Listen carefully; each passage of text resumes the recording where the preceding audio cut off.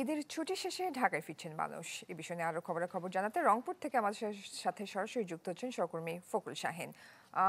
শাহিন, ঈদের ছুটি প্রায় শেষ, মানুষজন ঢাকায় ফিরতে শুরু করেছে, তো রংপুর থেকে কি দেখছেন আপনি? একনল হ্যান্ড ওয়াশ 100% প্যারাবেন ফ্রি, তাই নিরাপদ হাতের জন্য আস্থা রাখুন। আজকে ঈদের যে পঞ্চম দিন, এই দিনে আমরা দেখছি যে যাত্রীর চাপ কিছুটা বেড়েছে। গত 3 দিন আমরা দেখেছি যে তেমন একটা যাত্রীর চাপ ছিল না।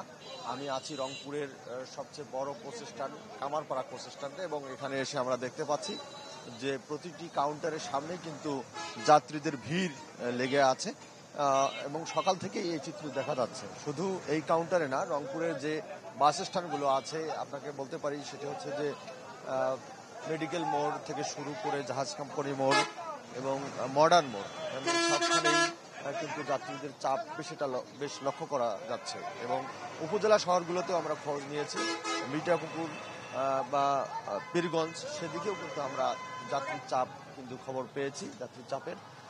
তবে একটি বিষয় সেটি হচ্ছে যে বিগত বছরগুলোর তুলনায় যাত্রীদের তেমন একটা অভিযোগ নেই। আজকে কিছুটা অভিযোগ আছে, তারা বলছেন যে শিডিউল বিপর্যয় কিছুটা হয়েছে, অর্থাৎ 10টার গাড়ি হয়তো 10:30টায় তাদেরকে যেতে হবে, বা 9টার গাড়ি 9:30টায় যেতে হবে।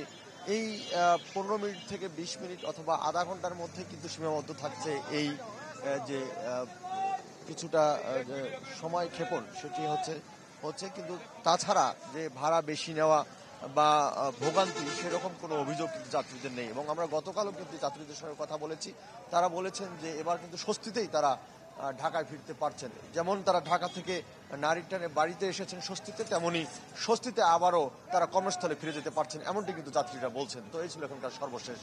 জয়ী শাহিন, ধন্যবাদ আপনাকে। দর্শক, রংপুর থেকে যুক্ত হয়েছিলেন সহকর্মী ফখরুল শাহিন।